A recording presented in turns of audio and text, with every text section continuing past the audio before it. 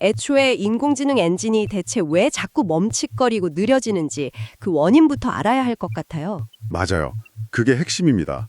인공지능이 우리가 쓰는 언어나 이미지 같은 정보를 이해하는 가장 기본적인 단위가 바로 고차원 벡터거든요. 고차원 벡터요? 어떤 숫자들의 묶음이나 나열이라는 건 대충 알겠는데 이게 왜 그렇게 공간을 많이 차지하는 건가요? 인공지능이 단어 하나를 이해하는 방식을 상상해 보시면 쉬운데요. 사과라는 단어를 볼 때 인공지능은 그냥 글자만 읽는 게 아닙니다. 그럼요. 과일인가? 빨간색인가? IT 기업인가? 달콤한가? 이런 식으로 막 수만 개의 각기 다른 기준점을 가지고 점수를 매겨요. 그 수만 개의 점수가 모인 거대한 좌표가 바로 고차원 벡터인 거죠. 아하, 미묘한 뉘앙스까지 파악하려다 보니까 기준점, 즉 차원이 끝도 없이 늘어나서 데이터가 엄청 커지는 거군요. 정확합니다.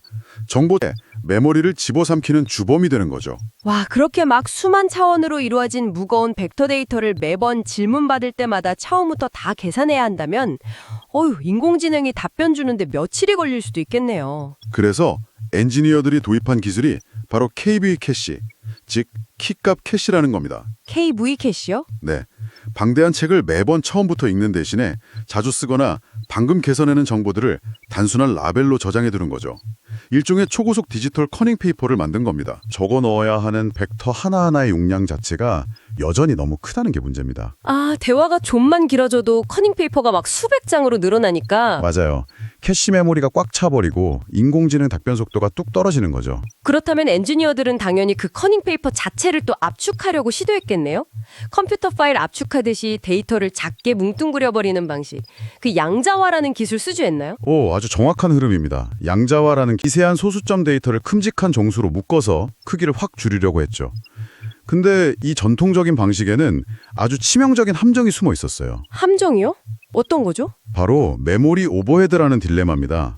데이터를 작은 블록으로 쪼개서 압축을 하긴 하는데 나중에 이걸 풀어서 원래 정보를 읽어내려면 압축에 쓰였던 복잡한 양자화 상수들을 따로 저장해둬야 하거든요. 그러니까 커닝 페이퍼를 만들긴 했는데 거기에 너무 복잡한 암호나 축약어를 써놔서 그걸 또 해석하려고 해설집이나 암호 해독책을 따로 무겁게 들고 다녀야 한다는 뜻인가요? 네, 맞아요. 배보다 배꼽이 더 커지는 상황인 거죠. 압축된 데이터마다 이 해설집이 붙다 보니까 숫자 하나당 1비트에서 2비트 정도의 용량이 오버헤드로 추가로 달라붙어요. 헉, 극한으로 줄여야 하는 판국에 그런 자잘한 꼬리표들이 모이면 엄청난 짐이 되겠네요. 그렇죠. 애초에 데이터를 가볍게 만들겠다는 압축의 목적이 여기서 와르르 무너져 버리는 겁니다. 와, 커닝 페이퍼 가입 때문에 다시 무거워졌다니. 그럼 여기서 논리적인 결론은 딱 하나네요. 이 해설집 자체를 완전히 없애버려야 한다는 건데. 네네. 근데 수학적으로 해설집 없이 압축을 푸는 게 가능한가요? 이번에 다루는 그 터보컨트가 이 꼬인 매듭을 풀었다는 거죠. 네, 다가오는 ICLR 2026 학회에서 발표될 터보컨트가 바로 그 불가능해 보이는 일을 해냈습니다. 어떻게 한 거죠? 기존 방식들이 어떻게든 해설집 크기 줄이려고 끙끙댔다면 터보컨트는 전혀 다른 수학적 접근법으로 이 메모리 오버헤드를 아예 흔적도 없이 날려버립니다. 흔적도 없이요? 네, 메모리 크기를 극단적으로 줄이면서도 정보의 정확도 손실이 놀랍게도 0에 가까운 압축 알고리즘이에요. 이 마법은 두 가지 정교한 단계를 거칩니다. 두 단계의 마법이라 장장 그 첫 번째 단계부터 좀 뜯어보죠. 첫 번째는 고품질 압축을 담당하는 폴라콘트 단계입니다. 시작부터가 굉장히 파격적인데요. 네네. 입력된 방대한 데이터 벡터를 기하학적 공간에서 무작위로 회전시켜버립니다. 잠로 회전시킨다고요? 네, 랜덤하게 섞어버리는 거죠. 아니, 상식적으로 생각해보면 방대하고 체계적인 데이터를 무작위로 마구 섞거나 돌려버리면 정보가 다 파괴되거나 알아보기가 훨씬 더 힘들어지지 않나요? 그렇게 생각하실 수 있죠. 막 책장에 정리된 책들을 무작위로 쏟아버린다고 정리가 쉬워지는 건 아니잖아요. 대체 무작위 회전이 어떻게 구조를 단순하게 만든다는 건지 전혀 납득이 안 되는데요. 아주 예리한 의문입니다. 그 직관적인 거부감을 깨려면 이 터보컨트의 심장, 즉 AI 스타츠 2026에서 발표될 폴라콘트가 데이터를 어떻게 바라보는지 패러다임의 전환을 이해해야 하거든요. 패러다임의 전환이요? 네, 기존 모델들이 메모리 벡터 다루던 방식부터 생각해보죠. 기존에 우리가 수학 시간에 배운 뒷교 좌표계를 썼습니다. 직교 좌표계면 그 X축, Y축, Z축 이런 거요? 맞아요. 각 축의 거리를 재서 사방으로 뻗은 바둑판 같은 사각형 그리드 안에 데이터를 저장했죠. 네, 그건 좀 익숙하네요. 격자에 점 찍는 거잖아요. 고차원 공간에선 이 직교 좌표계를 쓰면 문제가 생겨요. 데이터가 수만 차원으로 막 퍼져 있다 보니까 바둑판의 끝이 어딘지 경계를 알 수가 없는 겁니다. 아, 끝이 없다. 네, 경계가 제멋대리니까 매번 기준점을 맞춰주느라 그 해설집, 즉 오버헤드가 필요했던 거죠. 그런데 폴라컨트는 이 직교 좌표계를 극좌표계로 완전히 변환해버립니다. 극좌표계요? 방향이랑 거리 쓰는 방식 맞죠? 맞습니다. 길 알려줄 때 직교 좌표계는 동쪽으로 3블럭 가고 거기서 북쪽으로 4블럭 가시오 이렇게 꺾어지는 경로를 설명하잖아요. 네네. 근데 극좌표계는 아주 심플해요. 지금 서 있는 곳에서 정확히 37도 각도로 나침반을 맞추고 총 5블럭 거리를 직선으로 가시오. 아, 이 지점부터가 정말 흥미로워집니다. 그러니까 매번 가로 세로 격작한 수를 복잡하게 세고 기준점 맞추는 대신에 나침반 하나로 각도 잡고 해주는 고효율의 속기 시스템을 구축한 거네요. 정확히 그겁니다. 그 복잡했던 축들이 데이터 강도를 나타내는 반경이랑 뉘앙스를 나타내는 각도, 딱 이 2가지 정보로 극단적으로 압축되는 거예요. 와... 자, 이제 아까 질문하신 무작위 회전의 비밀이 풀립니다. 데이터를 이 극좌표계 원형 그리드에 매핑할 때 무작위로 회전을 주면요. 네. 데이터가 특정 축에만 막 뭉쳐있는 현상을 막아주고 공간 전체에 아주 고르게 쫙 퍼지게 만들어줍니다. 아하, 뭉친 걸 풀어주는 거군요. 라는 뜻이죠. 와... 대박이네요. 네, 결과적으로 값비싼 정교화 과정이랑 그 무거운 해설집, 메모리 오버헤드가 흔적도 없이 사라지는 겁니다. 그러니까 패러다임 자체를 무한한 바둑판에서 각도가 딱 정해진 원형 나침판으로 바꿔버린 거군요. 그래서 1단계에서 해설집 없이 압축이 가능했던 거네요. 맞습니다.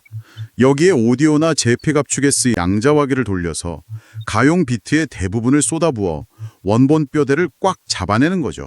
와, 진짜 똑똑하네요. 근데 아까 1단계가 아무리 훌륭해도 미세한 오류가 남을 수 있다고 하셨잖아요. 그래서 2단계가 필요한 거겠죠. 네, 수만 차원의 복잡한 뉘앙스를 뭉뚱그리다 보면 아주 미묘한 방향의 편향이나 오류가 생기거든요. 터보 퀀트 2단계는 바로 이 문제를 해결합니다. 어떻게 해결하죠? 여기서 남겨둔 단 1비트의 아주 작은 잔여 압축력만 사용하는데요. 이 1비트로 QJR이라는 수학적 알고리즘을 가동해서 미세한 오류들을 깨끗하게 지워버립니다. 네, 단 1비트요. 1비트면 그냥 0 아니면 1, 스위치 켜지고 꺼지는 수준의 진짜 단순한 정보량인데 그걸로 수만 차원의 오류를 보정한다고요? 네, 믿기지 않으시겠지만 사실입니다. 그게 말이 되나요? QJL이 대체 어떤 원리길래 그게 가능한 거죠? 여기서 매력적인 원 공간의 복잡성을 다루는 이 수학적 통찰력이 있습니다. QJR은 고차원 데이터점들 사이의 필수적인 거리와 관계성은 그대로 유지하면서 차원만 납작하게 축소하는 기법이거든요. 차원만 납작하게요.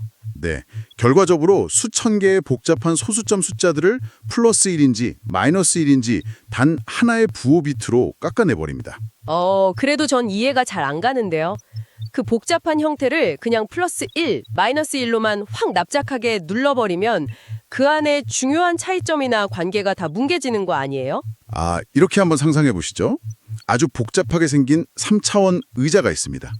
이 의자를 2차원의 평평한 바닥에 그림자로 비춘다고 해볼게요. 네네. 어떤 각도에서 비추면 그냥 네모난 상자처럼 보일 수도 있고 어떤 각도에서는 막대기처럼 보일 수도 있죠. 형태가 뭉개지는 겁니다. 그렇죠. 하지만 수학적으로 완벽한 특정한 각도에서 빛을 평평한 2차원 그림자만 보고도 다리 4개에 등받이가 있는 의자구나 하고 정확히 알아볼 수 있습니다. 아하. 심지어 옆에 있는 책상 그림자하고 차이도 명확히 구분할 수 있고요.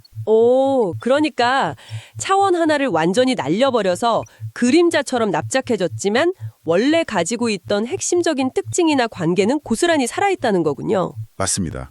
QJL이 바로 그 완벽한 빛의 각도를 찾아내는 수학적 공식인 셈이지요. 1비트라는 건 이 완벽하게 압축된 그림자랑 같습니다. 진짜 신기하네요. 여기에 터보 퀀트는 고정밀 퀄이랑 저정밀 데이터를 전략적으로 균형 맞추는 특수 추정기를 덧붙입니다.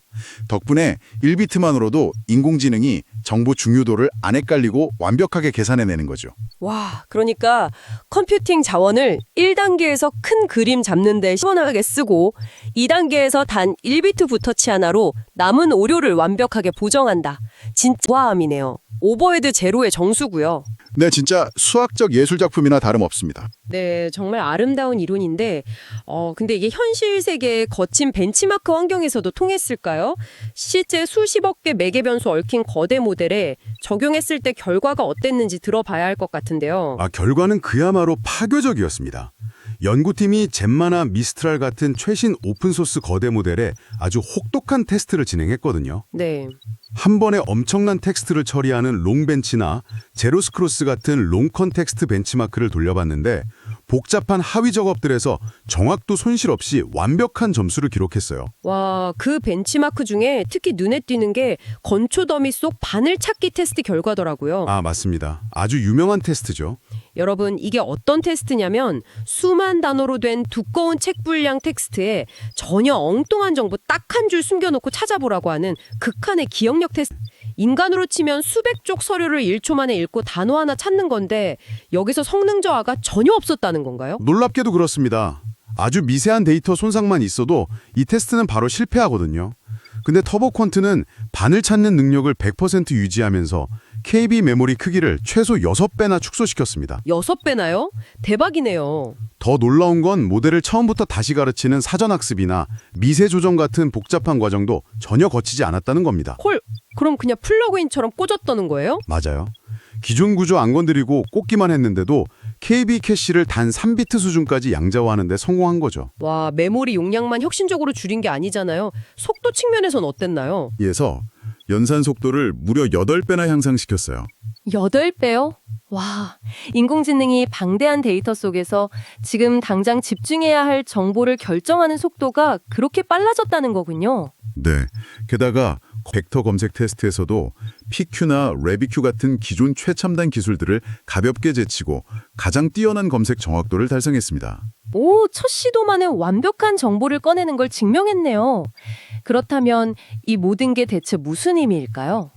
무슨 의미인지 딱 감이 오시지 않나요? 그러니까 단순히 계산해봐도 인공지능이 새로운 학습도 없이 메모리 6배 덜 쓰고 속도 8배 빨라졌다는 건데 이거 거대 테크 기업들이 서버 비용 아끼는 차원을 훨씬 넘어서는 이야기 같은데요? 맞습니다. 이것을 더 큰 그림과 연결해 본다면요. 무거운 거대 모델이 3비트라는 미니멀한 크기로 정밀도를 유지한다는 것 자체가 인류가 맞닥뜨린 정보 처리 속도와 규모의 물리적 한계를 근본적으로 돌파했다는 걸 의미합니다. 한계를 돌파했다? 네, 여기서 제일 중요한 건 터보 퀀트가 단순히 현재 모델들 살 빼려고 대충 타협한 엔지니어링 꼼수가 아니라는 점이에요. 로 입증된 절대적인 근거가 있다는 거군요. 그렇습니다. 이 기술은 정보 처리 효율성이 이론적으로 도달할 수 있는 가장 극한의 바닥, 즉 수학적 하한선에 근접하게 작동한다는 강력한 증명에 기반하고 있거든요. 와, 이론적 한계까지 밀어붙인 거네요. 네, 이런 엄밀한 기초가 있으니까 제미나이 같은 거대 모델의 메모리 병목 현상 해결은 물론이고요. 구글 규모의 어마어마한 검색 시스템에서도 에러 걱정 없이 절대적으로 신뢰하며 적용할 수 있는 겁니다. 결국 다가오는 미래의 검색 전쟁을 지배할 핵심 무기가 될 수밖에 없겠네요. 당연하죠. 미래의 벡터 검색은 그냥 사용자 키워드 매칭하는 수준이 아닙니다. 모호한 질문 이면에 깔린 깊은 의도를 파악해서 전 세계 수십억 개 정보 중 가장 의미가 가까운 걸 순식간에 찾아내는 기술이 될 거거든요. 진짜 상상만 해도 소름 돋네요. 터보 퀀트는 이 데이터 전 처리 시간을 거의 0에 가깝게 만들면서 거대한 시메틱 검색을 업적으로 진화시키는 심장이 될 겁니다. 이쯤에서 중요한 질문이 하나 떠오르는데요. 네, 어떤 거죠? 이렇게 기술의 근본적인 병목이 뚫리고 상상할 수 없는 엄청난 정보를 찰나에 꺼내보는 극간의 효율성을 갖추게 된다면 이게 당신과 저 같은 평범한 개인 삶에 궁극적으로 어떤 변화를 가져올까요? 와, 지금 이 방송을 듣고 계신 여러분 스스로 한번 이런 상상을 해보셨으면 좋겠습니다. 오늘 우리가 파헤친 이 무시무시한 극한의 압축 기술이 구글의 거대한 서버가 아니라 바로 당신의 주머니 속에 있는 개인용 스마트폰이나 인공지능 비서기기에 온전히 적용된다고 상상해 보십시오. 네. 만약에 인공지능이 당신이 평생에 걸쳐 가족, 친구랑 나눈 모든 대화, 태어나서 지금까지 읽은 수만 권의 책과 기사들, 인터넷에서 클릭하고 스쳐간 모든 디지털 상호작용 기록 기록 전체를 고작 3비트 수준의 아주 가벼운 속개 형태로 압축해서 기기 안에 저장해 둔다면 어떨까요? 엄청난 양이겠죠. 그리고 당신이 한 10년 전에 모호한 기억을 더듬으면서 그때 그 바닷가 중에 이렇게 질문 던지는 즉시 어떤 미묘한 맥락이든 정확히 짚어내서 완벽하게 복원된 과거 장면을 눈앞에 펼쳐준다면요? 와, 영화 같네요. 사실 인간의 뇌내는 살아가기 위해서 끊임없이 과거 정보들을 잊어버리도록 설계되어 있잖아요. 망각은 자연스러운 생존 방식이죠. 네, 망각이 꼭 필요하죠. 하지만 인공지능이 사실상 정보의 증발이 없는 무한한 기억력을 가지게 될 때 필연적으로 지워져가는 인간의 기억과 영원히 보존되는 기계의 디지털 기억은 과연 어떤 방식으로 공존하게 될까요? 혹은 어떤 방식으로 충돌하게 될까요? 참 생각해볼수록 묵직한 주제네요. 이것이 바로 구글이 터보퀀트라는 아름답고도 차가운 수학적 마법을 통해 우리 앞에 조용히 열어젖힌 흥미롭고 압도적인 미래입니다. 당신의 일상 아주 깊은 곳까지 스며들어 올 이 거대한 기술 진화에 대해 계속해서 호기심을 갖고 지켜보시길 바랍니다.